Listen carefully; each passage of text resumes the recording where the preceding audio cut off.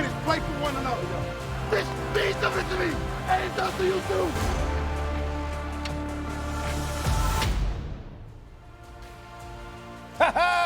What's going on, everybody? It's your boy Stephen A in the house. I'm hosting today. We don't have anybody else hosting. It's me. I'm in the house, okay? We have my man Dan Orlovsky here. RC, I don't know why he is not in studio. We will address why he is not in studio at some point in time today. You know what I think it is, Dan? I think he just wanted to be on the big screen. I think he just wanted to be on the big screen. He wanted to see himself. He wanted to see himself blown I've never up been on on the the big screen. Do you see what I'm saying? He's never been on the big screen. What's it feel like? That's what it is. What does it feel like? What does it feel like? You know what? I feel real Stephen A-ish. I feel real big. You know what I mean? It almost feels like I run the show when I'm sitting here. Oh. You guys are so very small, and I'm so big. Well, let me say this. Mina Kimes will join us a little bit later on in the show, of course, any minute. Of course, the wonderful Jessica Mendoza will be in the house. Y'all do know that before we start the show, there are rules and regulations when I am hosting this show. We do know this, right? You will speak when spoken to. Look at me, Dan. Look at me. You will speak when spoken to. Okay, that is number one. Excuse me, blow it up so I can see it more clearly on the screen, so America can see it more clearly on the screen. No cussing. We don't allow that, all right? Well, Marcus isn't here. RC, you will address me as Stephen A or Mr. Stephen A. You understand? You ain't in studio, so you can't argue with me about this stuff, okay? Leave the fluid comments to me, Dan. You don't take that over. Don't steal my ideas. Get your own, damn it. I would never do something so stupid. And no rude reactions, no gyrations, the facial expressions and all that. You stop that. You stop that right now with your troublemaking self, okay? Let's get to it. We got a show to do. All right? We're going to start with the game tonight in AFC North rivalry as the Steelers visit the Cincinnati Bengals. Aaron Rodgers and Joe Flacco are set to become just the second pair of 40-year-old opposing quarterbacks to start against one another in NFL history. The Steelers sit at 4-1 and are the favorites to win the division at -160. The Ravens have only one win this season, but have the second shortest odds to win the AFC North, with the Bengals and Browns being long shots. Needs to have a bigger game, DK Metcalf or Jamar Chase. Who is it, man? I'm going to say DK Metcalf, and it's because the Steelers, in the way that they've built their pass game, it's a little bit, I've called it like creatively cautious, where they'll move Rodgers a little bit, but it's, hey, DK, we want to get the ball into your hands, and so they run kind of traditionally, historically, like simple concepts. He leads the NFL in yards after the catch, 224 yards after the catch with wide receiver, or DK one-on-one. And then it's a little bit like Rodgers, move the pocket, play action, find the tight end. And so as great as Jamar is, the Steelers, and I see why they make the trade, because there's so much of DK, go be the focal point of the pass game, go dominate, which he has done, and then our offense has rhythm, it has big play explosiveness to it. I say DK Metcalf. What about you, RC? Now, I say Jamar Chase, and I think when you think about DK Metcalf, you're thinking of the entire picture, right? How does DK Metcalf playing well in this game sort of push the Pittsburgh Steelers forward as we're talking about this AFC North picture? But if you watch the second half against the Green Bay Packers, Jamar Chase was everywhere. Jamar Chase felt like the Triple Crown winner. There were 3 separate occasions where we watched him go one-on-one, and Joe Flacco just give him a chance to make plays, and he did that on Keyshawn Nixon. And so I'm expecting for Jamar Chase to be the focal point of this offense, as it was supposed to be when we came into this season. And Joe Flacco found a way to get comfortable in the second half. We watched Zach Taylor open up in the second half against the Green Bay Packers. And for people who didn't watch that game or see that film, that game was extremely close in the fourth quarter to the Green Bay Packers were able to put some distance between themselves and the Cincinnati Bengals. And it was because of Jamar Chase being able to win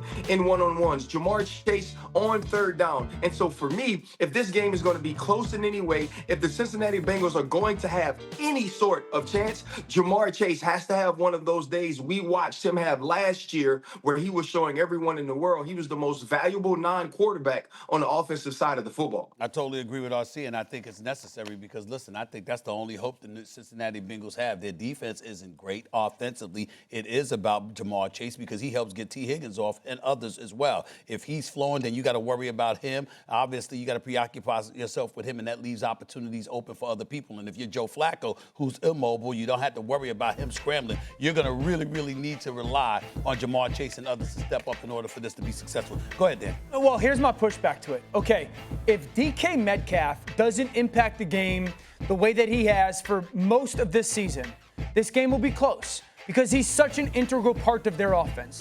I talked to the Steelers don't do a ton. They'll put 6 offensive linemen on the field. You'll see that and hear that a ton tonight. Darnell Washington will be the tight end, and they'll do a bunch out of it. But the reason they've been explosive, the reason they've scored points is because DK. So if DK doesn't dominate tonight, this game will be close. Whereas the Bengals still have T. Higgins. Like, Jamar's going to be impactful. He's sensational.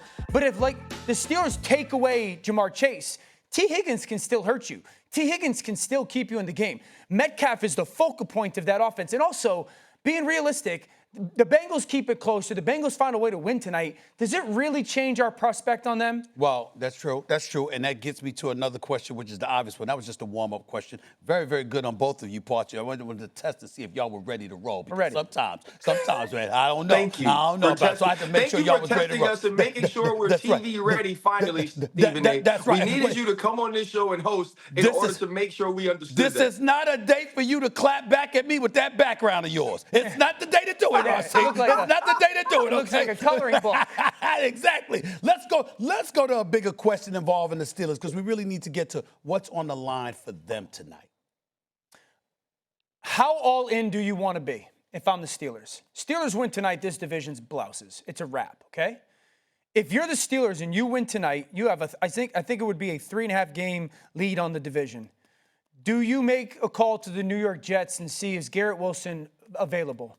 Do you make a call to the Miami Dolphins and see if Jalen Waddle's available? Do you call the Saints and see if Chris Olave is available? I like those because options. I like those options, Dan. This team is different than I thought they were going to be. I thought they were a playoff football team. I did. What did you think? I thought they were a playoff team. After I've watched them over the last 3 or 4 weeks, and now the defensive line has gotten healthy with Cam and Nate Herbig and TJ, and I watched the way this offense is playing. Last year, you remember I said, this offense can't beat the good football teams. I don't feel the way about this offense this year. This offense can beat the good football teams. And I just laid out who they are on offense. Could you imagine if they really added a number 2 viable wide receiver opposite DK Metcalf? I've been begging for that. Or a Waddle? They went tonight, division. I want to know how all in will Pittsburgh go to really say, we're making a no question expectation run at winning the Super Bowl. I think the other piece that we have to add to that is just how good Aaron Rodgers has been. And it's not in the numbers, right? This won't be the gaudy Aaron Rodgers numbers that we saw during his 4 MVP seasons, but he's been a steadying force for this offense. He's been a leader on the field. They haven't necessarily conformed, as the other teams have under Aaron Rodgers, to be exactly what he needs them to be or what he wants them to be. He's used his legs in the pocket. He's created extra time. Darnell Washington in the last game against the Cleveland Browns became a force on late leaks and boots and getting him opportunities in one-on-one. DK Metcalf and now Aaron Rodgers developing some chemistry down the field. Aaron Rodgers is the reason, period, that this offense is good enough to beat good football teams. And I love the question that Dan is asking because the reason they can be all in is because the AFC is not what we thought it would be.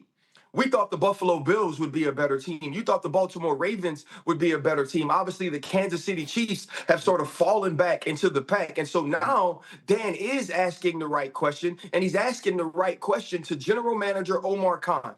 You went out in this offseason, you say, give me DK. You say, give me Jalen Ramsey. You say, give me Aaron Rodgers. We aren't going to draft a quarterback in the first round. So that told me you were all in already.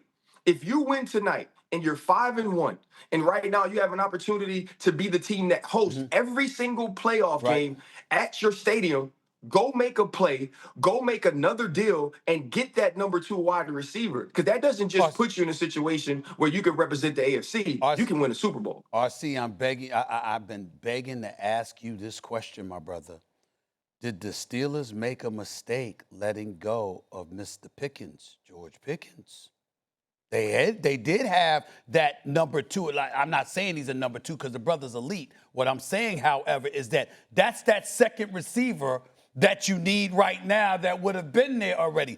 Did they make a mistake letting George Pickens out the door? So, first, a little background. That was sort of a mutual decision. It wasn't what everybody thought in the beginning, that George Pickens was just so much of George Pickens that the Pittsburgh Steelers could no longer tolerate him. I think looking back in hindsight, yeah, you'd love to have George Pickens, but George Pickens and DK Metcalf did so much of the similar things, right? So many things were alike. So many things would be taking food off of one another's plate. I believe that's a little bit of why they moved on from a game plan and strategy schematic standpoint, more so than the personality clashing. But now you say to yourself, if we have George Pickens, if we have a DK Metcalf, Darnell Washington coming along, Caleb Johnson, the rookie running back from Iowa, getting more snaps last game, showed me that he can also be a difference maker in the run game with his downhill physical running style. Yes, if you would have George Pickens, you would be a better team, and you would be a team that had a formidable passing attack in the sense of being able to stretch the field with more than one person. But they don't need that. To me, they need that guy that's somewhere in between Calvin Austin and in between DK Metcalf that can make plays, that can win one-on-ones inside or outside, and also stretch the field in a way they don't have another receiver that can do that. Before I get to asking Dan about what he feels about what you just said, and oh, by the way, if Pickens being gone, which one of those wide receivers you would want? I would say this to you, RC, that was a little long-winded. You might want to condense your comments just a little bit. You understand? So you give more airtime for me, because you know that's important. Go ahead. We'll do. Go ahead, Dan. We'll do, Mr. Host. In relation to George Pickens, one, Cowboys absolutely won the trade. Right. Cowboys won the trade, two, but I don't think that means that Pittsburgh regrets moving on from him. DK Metcalf has to be the focal point of the pass game. And it's hard to have a pass game have the focal point of a DK and then the secondary guy be Pickens. Because this offense it's different than Dallas. It doesn't need to score 40. Dallas has got to score 40. So there's enough for CD and George Pickens to go eat. So I like the fact that DK's the guy. The second thing is, you ask me what receiver? The four that would be awesome, if the Steelers make this move, I would sit here and I'd go, which one? Steelers are the team to beat in the AFC. Okay. Number one, I'd call the Jets on Garrett Wilson. I would. I don't know if it's likely because of new contract, all that, but it's not a great situation right now. Number two, I'd call the Dolphins with Jalen Waddle. They've got both receivers paid. They're struggling. I'd call the Saints, and I'd ask for both of their guys, Chris Olave and Rashid Shaheed. Both of those guys, I think, out of that group, most likely the Saints guys are the most viable options. Could you imagine if the Steelers offense added a Chris Olave opposite DK Metcalf or Rashid Shaheed? I like Waddle too now. Opposite Metcalf? Yeah, so like that's – you don't want that like true one guy with DK. You really want that 1B or 2A, and that group would be the group. Right. Very timely answer, too. You're relatively quick with that. Take notes, RC.